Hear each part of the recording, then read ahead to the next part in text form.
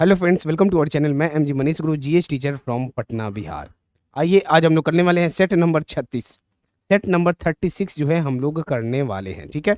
1400 plus सामान्य विज्ञान का जो है आपका सेट नंबर 36 है।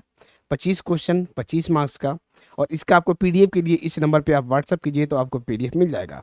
ये सेट कहाँ पे है? तो ये हमारा बुक है, देख रहे हैं, जिसके अंदर आपको 1400 प्लस सामान्य क्वेश्चन मिलेगा। इसके अंदर टोटल आपका 50 सेट है, 50 सेट है। और जिसमें आज हम लोग करेंगे सेट नंबर 36। 50 सेट का पीडीएफ आपको इस पे आप व्हाट्सअप कीजिएगा या फिर टेलीग्राम चैनल पे ज्वाइन कर लीजिए, आपको मिल जाएगा। हमारे बारे में सबसे पहले आप लोग जान लीजिए, हम एक एडुकेटर है जो कि अनअकैडमी पे पढ़ाते हैं, ठीक है। तो आपको अनअकैडमी में क्या सर्च करना है? मनीष कुमार रॉय का नाम से आपको सर्च करना है। ऑल गोल में आपको SSC exam non technical, SSC exam non technical को सिलेक्ट कीजिएगा, तभी जो है आप हमें फॉलो कर पाइएगा अनअकैडमी पे। और आपका डेली क्लासेस होता है अनअकैडमी में, सुबह में आपका 10 बजे और आपका रात में 10 बजे डेली क्लासेस होता है, ठीक है। दोनों क्लासेस बिल्कुल भी फ्री हैं। आज रात में भी आपके 10 बजे क्लास होंगे, ठीक है। 10 बजे एकदम सभी को जरूर से जरूर आना है। और अभी अपना वहाँ पे चल रहा है साइंस का 3000 प्लस क्वेश्चन का सीरीज चल रहा है। अनअकैडमी का किसी भी सब्सक्रिप्शन को लेने के लिए बस आपको कोड लगाना है। क्या कोड लगाना है? मनीष, उसके बाद गुरु, उसके बाद आपको 10 लगा देना है, तो 10% का डिस्काउंट या फिर आपको मैक्सिमम डिस्काउंट मिलेगा। कोई भी आपके भैया भाभी, कोई भी दीदी हो, बहन हो, तो आपको मनीष गुरु 10 जो है कोड लगाइए। और ये जो हमारा क्लासेस है, हमारा क्लासेस बिल्कुल भी फ्री है। अब आइए हम लोग सेट नंबर 36 पे आ जाते हैं। पहला नंबर क्वेश्चन को हम लोग देखते हैं। पहला क्वेश्चन पे आइए, इसको देखिए। निम्नलिखित में से कौन सा, क्या दिया आपका, व्यापकगत के सिद्धांत से जुड़ा हुआ है? कौन सा व्यापकगत के सिद्धांत से जुड़ा हुआ है? तो आपका क्या आएगा? व्यापकगत सिद्धांत मतलब समझ रहे हैं ना? व्यापकगत के सिद्धांत मतलब आपका क्या हो गया? Doctrine of lapse. इसको लिख दे रहे हैं हम। क्या आ जाएगा इसका? आपका डॉक्ट्राइन ऑफ लैप से आपका आएगा। तो आपका ये क्या है? डॉक्ट्राइन ऑफ लैप से लॉर्ड डलहौजी द्वारा प्रतिपादित किया गया था। किसके द्वारा प्रतिपादित किया गया था? ऑप्शन नंबर ए आपका सही उत्तर है, लॉर्ड डलहौजी द्वारा प्रतिपादित किया गया था, ठीक है। अगले क्वेश्चन पे आइए। इसका देखिए, किसी वस्तु का द्रव्यमान m जो है 30 kg तथा वस्तु का वेग v आपका 5 मीटर प्रति सेकंड स्क्वायर है, तो वस्तु की गतिज ऊर्जा निकालना है। Simple question. गतिज ऊर्जा बराबर क्या होता है? Half M V square. एकदम सिंपल क्वेश्चन है। Half M V square, half m आपका कितना है? m आपका 30 kg है, v कितना है? 5 गुने 5। एकदम कट जाएगा 2 से आपका 15 बार में। और इसको सॉल्व कर दीजिए, सिंपली 375 जूल आपका आंसर आ जाएगा। एकदम सिंपल क्वेश्चन है। ये सब क्वेश्चन हम लोग बहुत क्वेश्चन कर लिए हैं। 375 जूल आ जाएगा आपका answer, option number A. Next question पे आइए। आधुनिक आवर्त सारणी में डैश आवर्त में धातुओं को शामिल नहीं किया गया है। आधुनिक आवर्त सारणी में आपका क्या बोला है? आधुनिक आवर्त सारणी में जो है प्रथम आवर्त में धातुओं को जो है शामिल नहीं किया गया है, ठीक है। प्रथम आवर्त में जो है आपका धातुओं को शामिल नहीं किया गया है। ये है आपका प्रथम, ठीक है। प्रथम आवर्त में धातुओं को शामिल नहीं किया गया है। क्लियर? आपका आंसर क्या आ जाएगा? ऑप्शन नंबर ए, प्रथम में, प्रथम में नहीं किया गया है। नेक्स्ट देखिए क्या है। अमोनिया में NH2 और H2 के द्रव्यमान हमेशा डैश अनुपात में होते हैं। तो सिंपल इसके N2 और H2 इसका रेशियो तो सिंपल आपका NH आ गया, ठीक है। अमोनिया का फॉर्मूला क्या होता है? NH3 होता है। और NH3 नाइट्रोजन का कितना हो गया? मतलब सिंपल हाइड्रोजन, हीलियम, लिथियम, विलियन, बोरोन, कार्बन, नाइट्रोजन। नाइट्रोजन 7 दूनी 14, हाइड्रोजन के कितना हो गया? तो आपका 1 गुने 3, तो 14:3 आपका आ गया आंसर। 14:3 आपका आंसर, ऑप्शन नंबर सी आपका सही उत्तर है। सभी को एकदम क्लियरली समझ में आ रहा होगा। चलिए अगले क्वेश्चन में। विद्युत परिपथ में डैश की गति से विद्युत धारा बनती है। बताइए 5 नंबर का आंसर। विद्युत परिपथ में किसकी गति से? इलेक्ट्रॉन की गति से विद्युत धारा बनती है। किसकी? तो इलेक्ट्रॉन की जो है गति से विद्युत धारा बनती है। ऑप्शन नंबर सी आपका सही उत्तर है, ठीक है। इलेक्ट्रॉन की गति से विद्युत धारा बनती है, ऑप्शन नंबर सी आपका सही उत्तर है। नेक्स्ट देखिए क्वेश्चन क्या है। 11 kg की एक वस्तु जब भूमि के 5 मीटर की ऊंचाई पर हो तब इसमें निहित ऊर्जा ज्ञात करे। इसमें आपको क्या ज्ञात करना है? आपको निहित ऊर्जा ज्ञात करना है। सिंपली देखिए क्या आ जाएगा इसमें। स्थितिज ऊर्जा बराबर होता है mgh होता है। अब यहाँ पे बस हम लोग को पुट कर देना है। m आपका दिया है 11, g दिया है 9.8 और h है आपका 5। इसको सॉल्व कर दीजिए, कितना आ जाएगा? 539 जूल आपका आंसर आ गया। 539 जूल, ऑप्शन नंबर ए आपका सही उत्तर आएगा। सब सिंपल क्वेश्चन है। अब आपको कितना मजा लग रहा होगा, कितना क्वेश्चन हम लोग इस टाइप का कर चुके हैं। 12 केजी की एक वस्तु जब भूमि से 5 मीटर की ऊंचाई तक, इनमें निहित ऊर्जा कितनी होगी? निहित ऊर्जा जो है इनमें कितनी होगी? सिंपल फॉर्मूला वही आपका स्थितिज ऊर्जा बराबर, एकदम करते जाइए। अब तो सभी को मजा भी आ रहा होगा, इतना क्वेश्चन इस टाइप का हम लोग कर चुके हैं। 12 आ गया आपका द्रव्यमान, ठीक है। जी आपका दिया है 9.8, एच आपका है 5। सॉल्व कर दीजिए सिंपली, कितना आएगा? 588 जूल।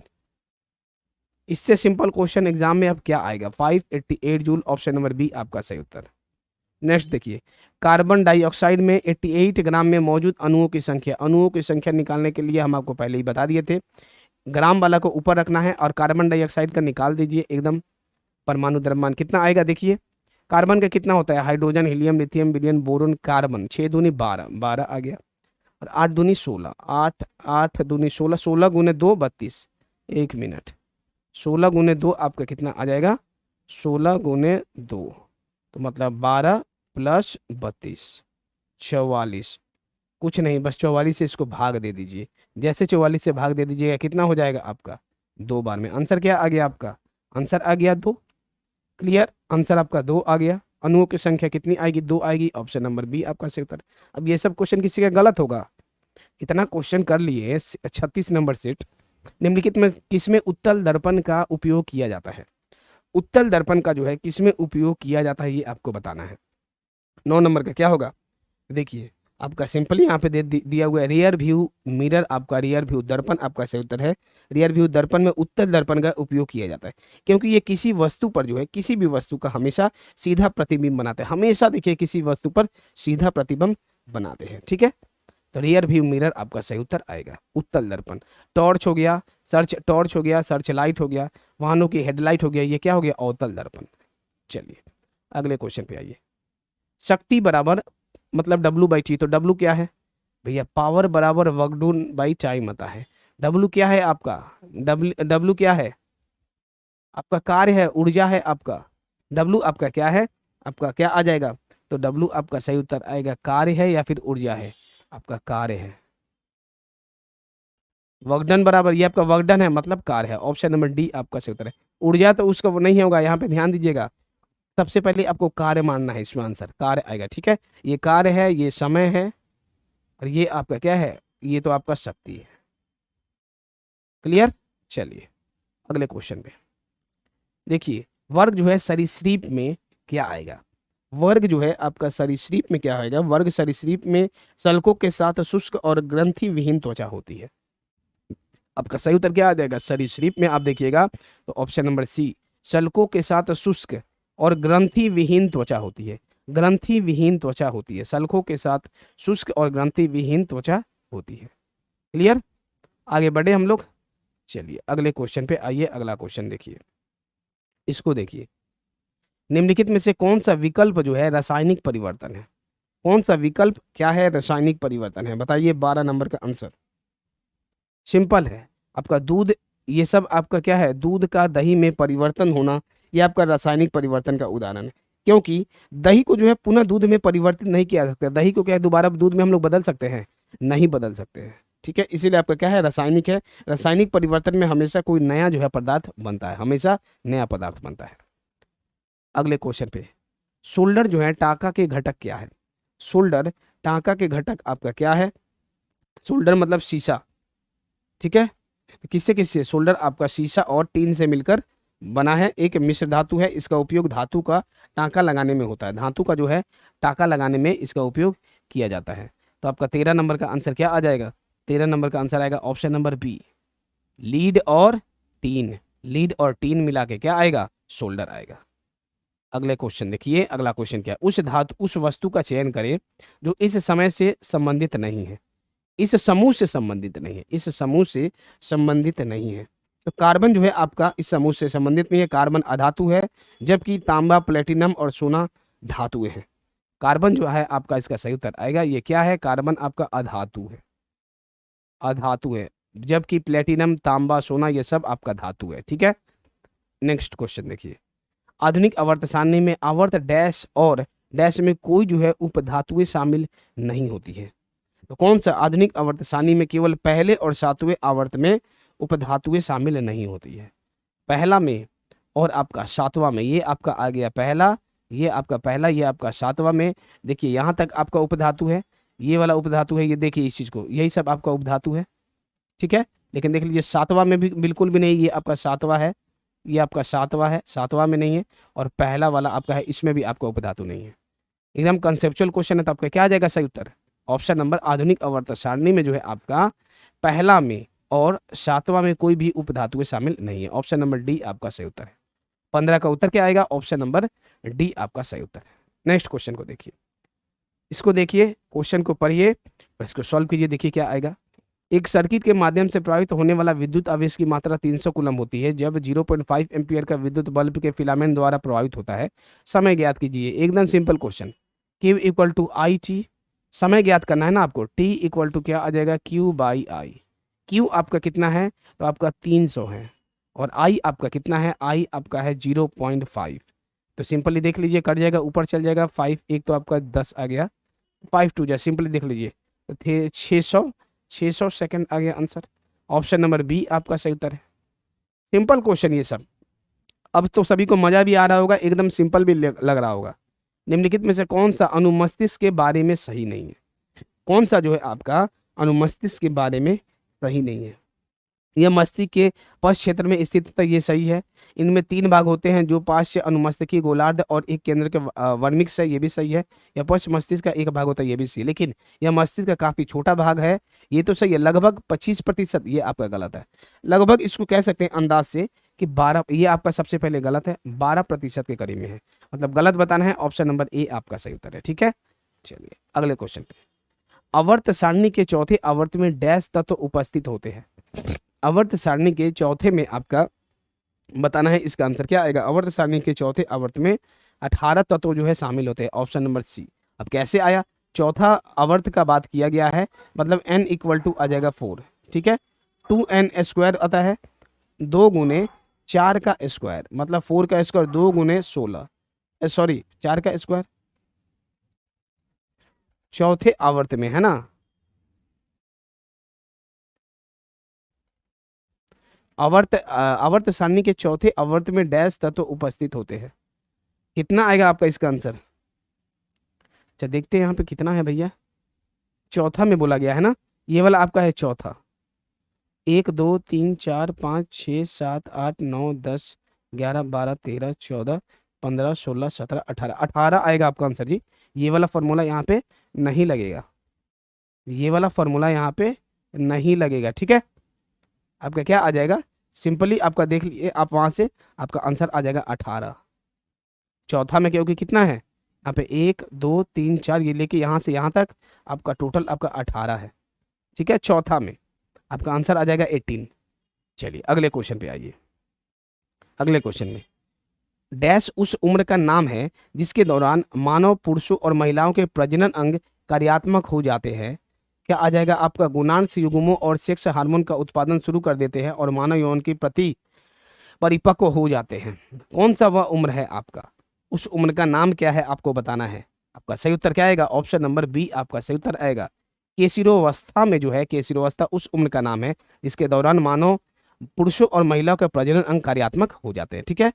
किशोरावस्था आपका सही उत्तर आएगा। ऑप्शन नंबर बी आपका सही उत्तर है। नेक्स्ट देखिए इसको। निम्न में से कौन सा विकल्प तने और जड़ों के शीर्ष पर पाया जाता है? तने और जड़ों के शीर्ष पर आपका पाया जाता है, तो शीर्ष विव्याजोतक तने और जड़ों के शीर्ष पर पाया जाता है।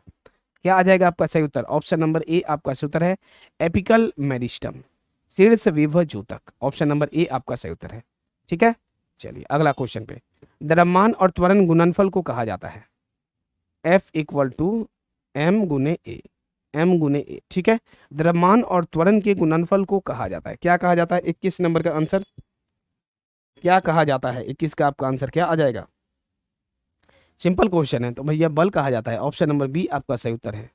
ऑप्शन नंबर बी आपका जो है सही उत्तर है, ठीक है। अगले क्वेश्चन पे आइए, इसको देखिए। उच्च तापमान प्राप्त करने के लिए इलेक्ट्रिक तापमान उपकरणों में सामान्यतः डैश का प्रयोग किया जाता है। किसका जो है प्रयोग किया जाता है बताइए? उच्च तापमान प्राप्त करने हेतु विद्युत तापमान उपकरणों में सामान्यतः जो है आपका एलॉय का, ऑप्शन नंबर डी आपका सही उत्तर है। एलॉय का जो है प्रयोग किया जाता है, एलॉय का प्रयोग किया जाता है। ठीक है, नेक्स्ट देखिए क्या है। यदि किसी लवण का पीएच मान 0 है तो वह डैश का लवण होता है। अगर पकड़ लीजिए कि पीएच मान क्या है, पीएच मान अगर आपका 0 है किसी लवण का तो आपका आंसर क्या आ जाएगा, तो वह क्या हो जाएगा, वह सशक्त एसिड और कमजोर बेस हो जाएगा। सशक्त एसिड और कमजोर बेस हो जाएगा। ऑप्शन नंबर बी आपका सही उत्तर है। नेक्स्ट देखिए, इथेनोइक एसिड का सामान्य नाम क्या होता है। इथेनोइक एसिड का अगर आपसे पूछ दिया जाए, इथेनोइक एसिड का सामान्य नाम क्या होता है, एसिटिक एसिड। क्या होता है आपका इथेनोइक एसिड का सामान्य नाम, ऑप्शन नंबर बी आपका सही उत्तर है, एसिटिक एसिड होता है। ठीक है, एसिटिक एसिड।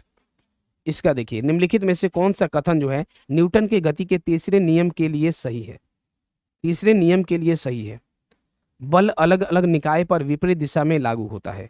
बल जो है अलग अलग निकाय पर विपरीत दिशा में लागू होता है, ये आपका सही है, बल अलग अलग निकाय पर विपरीत दिशा में लागू होता है। न्यूटन का तृतीय गति नियम बताता है कि दो वस्तु के अन्याकृत में पहला वस्तु द्वारा क्या है आपका दूसरी वस्तु पर लगाया गया बल और दूसरी वस्तु द्वारा पहले वस्तु पर लगाया गया बल के बराबर और विपरीत दिशा में होता है। तृतीय नियम यही है, to every action there is an equal and opposite reaction. बल अलग अलग निकाय पर विपरीत दिशा में लागू होता है। ऑप्शन नंबर बी आपका सही उत्तर है। क्लियर, तो हम लोग यहाँ पे आ गए, कहाँ पे, तो सेट नंबर एकदम 36 पे आ गए। सेट नंबर 36 पे आ गए हैं। इस नंबर पे आपको क्या करना है, व्हाट्सअप कीजिएगा, पूरा आपको ये बुक का पीडीएफ मिल जाएगा और साथ में सेट नंबर 36 मिल जाएगा। नेक्स्ट हम लोग का आएगा सेट नंबर 37 आएगा आपका। ठीक है, आप लोग वीडियो को शेयर नहीं कर रहे हैं, अगर आप रेगुलर बेसिस पे क्लासेस चाह रहे हैं, इतना कंटेंट आपको प्रोवाइड करवा रहे हैं, तो वीडियो को जरा सा शेयर कीजिए और अपना सपोर्ट दिखाइए। एक एक स्टूडेंट अगर इसको शेयर कर देंगे तो काफ़ी जो है सपोर्ट भी मिलेगा और काम करने में भी बढ़िया लगेगा। चलिए, तो अब हम लोग कब मिलेंगे, मिलते हैं सेट नंबर 37 में। धन्यवाद सभी को।